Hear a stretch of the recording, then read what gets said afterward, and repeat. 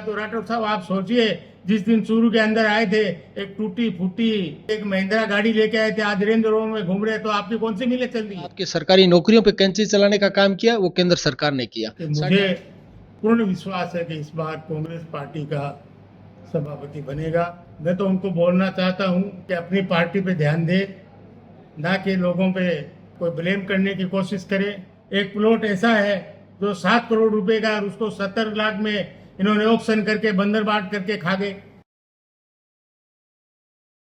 माहौल कांग्रेस पार्टी के लिए बहुत अच्छा है। हमारे कांग्रेस के प्रत्याशियों में बहुत उत्साह है। हर वार्ड के अंदर 10 से 15 उम्मीदवार के निवेदन आए हैं। हम उसके अंदर सर्वे करके जो पार्टी को जिताऊ कैंडिडेट है उसको टिकट देने की कोशिश करेंगे। हर समाज को नेतृत्व देने की कोशिश करेंगे। हम चाहते हैं कि 36 कौम के लोगों को हम नेतृत्व देके और पार्टी के उम्मीदवार बनाए। और पार्टी कांग्रेस पार्टी के लिए इतना उत्साह है कि मुझे पूर्ण विश्वास है कि इस बार कांग्रेस पार्टी का सभापति बनेगा। इसमें कोई संकोच की बात नहीं है। कल मैंने एक वीडियो सुना राजेंद्र जी राठौर साहब का कि कोठी का ताला मंडेलिया जी का तो कल खुला है। ये चूरू की आम जनता जानती है कि हमारा कार्यालय 24 घंटे चालू रहता है। बोलने को कोई किसको कुछ भी कहे, उससे हमें कोई फर्क नहीं पड़ता। मैं तो उनको बोलना चाहता हूं कि अपनी पार्टी पे ध्यान दे, ना कि लोगों पे कोई ब्लेम करने की कोशिश करे। मैं अपनी पार्टी पे ध्यान देता हूं, उनको अपनी पार्टी पे ध्यान देना चाहिए। और जिस चूरू की जनता ने राठौर साहब को 35 साल चुनाव जिता के भेजा, उन्होंने कितने काम किए 35 साल के अंदर, ये उनको सोचने की जरूरत है। और आपने देखा है कि चूरू के अंदर एक ब्रिज का निर्माण हुआ था, और उस निर्माण के अंदर एक अपने व्यक्ति विशेष को फायदा दिलाने के लिए उस पुल के काम को इतना खराब किया, जो आम जनता को आज उसके लिए भुगतना पड़ रहा है। दूसरा पुल बन रहा है, उसके अंदर भी उन्होंने घोषणा की थी कि हम इसको रिंग रोड से जोड़ेंगे और वो पुलिया को बनाएंगे, लेकिन किया उन्होंने वही जो वो चाहते थे। आज वो पुलिया की भी यही दुर्गति है, वो दशा है। तो उनको सोचने की जरूरत है कि विकास के काम पे ध्यान दे, जनता का भला करने का ध्यान दे, ना कि किसी के ऊपर ब्लेम करने की कोशिश करे। मैं तो यही कहूंगा कि उनको विकास के ऊपर ध्यान देना चाहिए। सर, अभी हाल ही में यूजीसी रोल बैक जो कमेटी बनी है उसके अंदर एक बात निकल के आ रही थी। हाल ही के अंदर उन्होंने प्रदर्शन भी किया। उनका कहना है कि दोनों ही पार्टियां जहां पर सामान्य श्रेणी से कैंडिडेट है वो सामान्य श्रेणी के ही उतारे जाएं, जबकि सामान्य में होता है ऐसा है अक्सर कि ओबीसी और एससी के लोग भी वहां दावेदारी करते हैं। तो उसको लेकर अब की बार किस तरह की रणनीति बनाई जाएगी? नहीं, हमने जहां तक कोशिश की है कि जहां सामान्य उम्मीदवार है वहां सामान्य उम्मीदवार को जिताया जाए। और हमारी पार्टी का एक निर्देश आया है कि जो जिस वार्ड का उम्मीदवार हो उसी वार्ड से उसको टिकट दी जाए। हम इसमें पूरी कोशिश करेंगे पार्टी के आदेश की कि जहाँ का उम्मीदवार है वो वहां से लड़े, और सामान्य उम्मीदवार जहाँ है उसको सामान्य उम्मीदवार देने की कोशिश करें। प्रत्येक पार्टी होती है वो जातीय समीकरण को भी एक तरफ रखती है अपनी तरफ, तो जातीय समीकरणों को देखकर भी टिकट का वितरण किया जाएगा। बिल्कुल, हर जाति को देख के हर समाज को हम नेतृत्व देने की कोशिश करेंगे। और ये तो कांग्रेस पार्टी की परंपरा रही है कि 36 कौम को साथ लेके और 36 कौम को नेतृत्व देने की कोशिश करें, और वही हम करने जा रहे हैं। सैनिक समाज को भी टिकट दे रहे हैं हम माइनॉरिटी समाज में भी बहुत समाज है, उनको सबको नेतृत्व देने की कोशिश कर रहे हैं। और हमारी जहाँ सामान्य सीटें हैं वहाँ सामान्य उम्मीदवार हम उतार रहे हैं।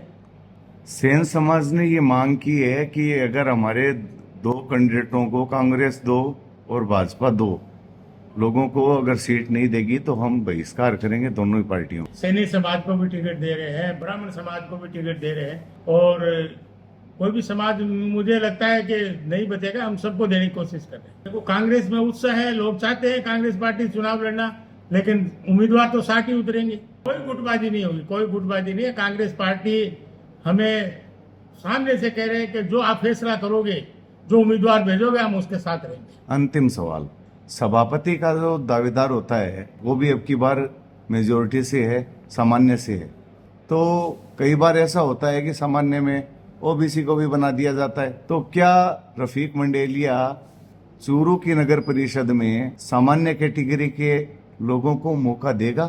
बिल्कुल पूरी कोशिश करेंगे। हम चाहते हैं कि सामान्य चेयरमैन बने, सामान्य सभापति बने, लेकिन आज हमारा कोई उम्मीदवार तय नहीं है। हमारे पार्षद चुन के आएंगे और वो चुन के आने के बाद में बैठ के फैसला होगा। जो जिस पे वो सहमति जताएंगे उसको हम सभापति बनाएंगे। चूरू की अभी जो 2.5 साल के अंदर व्यवस्थाएं हुई है, शहरों में ऑटो टिपर नहीं चल रहे, गंदगियों से शहर अटा पड़ा है, तो उसको लेकर क्या कहेंगे? इस चुनाव में मुद्दा लेकर क्या जाएंगे शहर में? बिल्कुल ये बहुत बड़ा मुद्दा है। सभापति 2 साल पहले ही यहाँ से हट गए थे। आज भारतीय जनता पार्टी की सरकार है, उनके नेतृत्व में नगर पालिका चल रही है।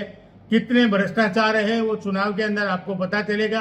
मैंने सुना है एक प्लॉट ऐसा है जो 7 करोड़ रुपए का, उसको 70 लाख में इन्होंने ऑक्शन करके बंदर बाट करके खा गए। और राठौड़ साहब ने आरोप लगाया हमारे सभापति पे कि मान जी का कमरा हमारे पास भी होता। तो राठौड़ साहब आप सोचिए, जिस दिन चूरू के अंदर आए थे, एक टूटी फूटी एक महिंद्रा गाड़ी लेके आए थे, आज रेंज रोवर में घूम रहे, तो आपकी कौन सी मिले चल रही है? तो दूसरे पे लगाने से पहले अपने आप के गिरेबान पे देखना चाहिए। अब शहरा की सरकार बनने के लिए तैयार है और अपने साथ मौजूद है प्रदेश कांग्रेस कमेटी का सचिव और चूरू का विधानसभा प्रभारी भीम सिंह जी जाखड़। आज से चर्चा करांगा। सर, आज स्क्रूटनी करी हो, पैरामीटर्स के रहेगा थे, पैरामीटर्स के तय करिया हो एक कैंडिडेट के लिए पैरामीटर्स तो जैसे हैं पहले भी होते हैं, अभी भी है।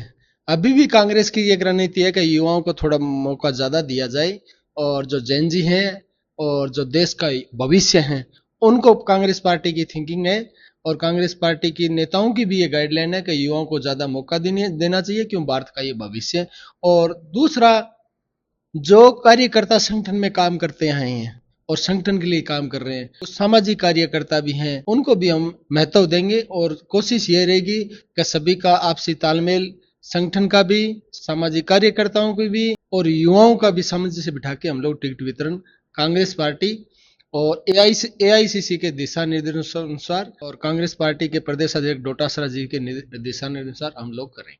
सर, अगर रतनगर की बात करें तो पिछली बार बड़ा भाजपा की सरकार ही और चूरू का महीने कांग्रेस की सरकार ही निकाय का महीने, तो बहुत सारा सपना आज का अधूरा रह गया। जहाँ चूरू की बात करें तो पानी निकासी बड़ो परेशानी को सबब बनने पड़ी हुए। यहीं अठे जी रतननगर है, रतननगर का महीना अभी तक ड्रेनेज सिस्टम कौन बन पाए हो।